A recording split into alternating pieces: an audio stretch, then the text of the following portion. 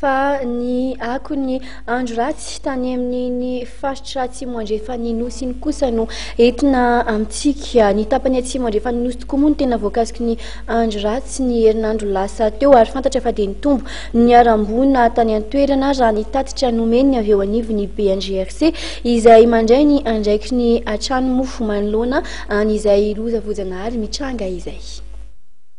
Tafakatra roa ireo namonyainy tany Toliara vokatry ny fandalovan'ny andro ratsy. Ankoatry ny olona iray maty noho ny fanitsahana taroby mitondra herinaratra ny herinandro lasa teo, dia fantatra fa zaza iray indray no maty latsaka tana Dobo Maly. Nahatratra 720 kosa ireo monina amin'ny toerana iva any Morombe, Morondava ary Toliara no voaterina findra toerana raha nitatitra voaray avy eo anivon'ny BNGRC. Tranon'olon-tsotra 5 sy batateraka tany Morombe ary 40 kosa ireo trano nahitana fahasimbana.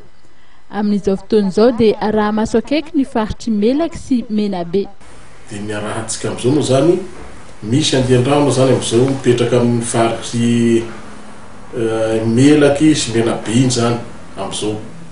Dia izay zany atahorana hitondra orana be zany zay dia izay no mahatonga an'le fampandrenesana an'le olona any.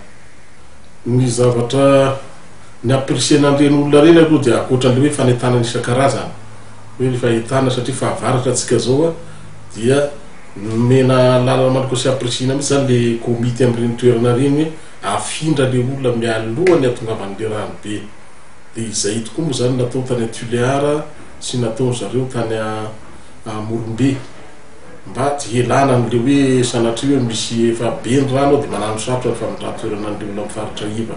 Fa ny an'zareo zany zao dia tena narahany atsaka sy-andavana mihitsy le hoe le plan d'évacuation na le plan de secours amin'zareo dia mahafindra mialoha zany reny olona reny dia rehefa manomboka mihena ny rano dia izay izy avena amin'le toerana misy azy.